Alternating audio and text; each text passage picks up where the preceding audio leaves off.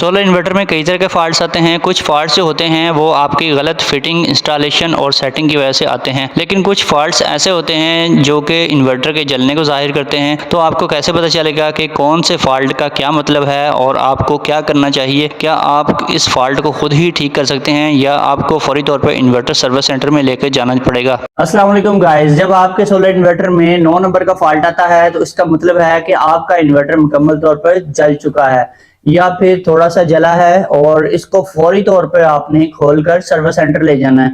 कुछ लोग क्या करते हैं, इसको ऑन ऑफ करवा के दोबारा देखते हैं कि आप पता दोबारा चल जाए, और इसी कोशिशों में उनका इन्वर्टर ज्यादा जल जाता है। उसके जो बाकी रहे से कंपोनेंट्स हैं, खासतौर पे आईजीबीटीज हैं, वो सारे उड़ जाते हैं।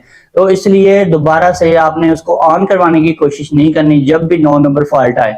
तो इसके अलावा कुछ फॉल्ट्स ऐसे हैं जिसमें भी आपको सर्विस सेंटर जाना पड़ता है, लेकिन आप उन फॉल्ट्स में उसको एक दफा आप ऑन ऑफ करवा कर देख सकते हैं। वो फॉल्ट्स कौन से हैं? उसमें 8 नंबर का फॉल्ट है, इसके अलावा 51, 52, 53, 55 और 57, ये 5 जब फॉल्ट्स आते हैं तो फिर आपने क्या करना है, एक दफा आपने इन्वर्टर को शट डाउन कर लेना है, यानी कि बैटरी वाली लीड भी हटा लेनी है या फिर बैटरी का ब्रेकर बंद कर दें, ठीक है। और सोलर का ब्रेकर बंद करें और वापडा का करें, और इसके अलावा जो उसके ऊपर ऑन ऑफ छोटा सा बटन होता है वो आपने बंद करना है, वो बंद करें और 5 या 10 सेकंड उसको बंद रखें, फिर दोबारा से ऑन करें तो आपका इन्वर्टर में भी ऑन हो सकता है। अगर फिर भी ऑन नहीं होता और दोबारा से वही फॉल्ट आ जाता है तो आपको फौरी तौर पे चाहिए इसको सर्विस सेंटर ले जाएं, वहां से रिपेयर करवाएंगे तो ये सारे फॉल्ट जो हैं वो दूर हो जाएंगे।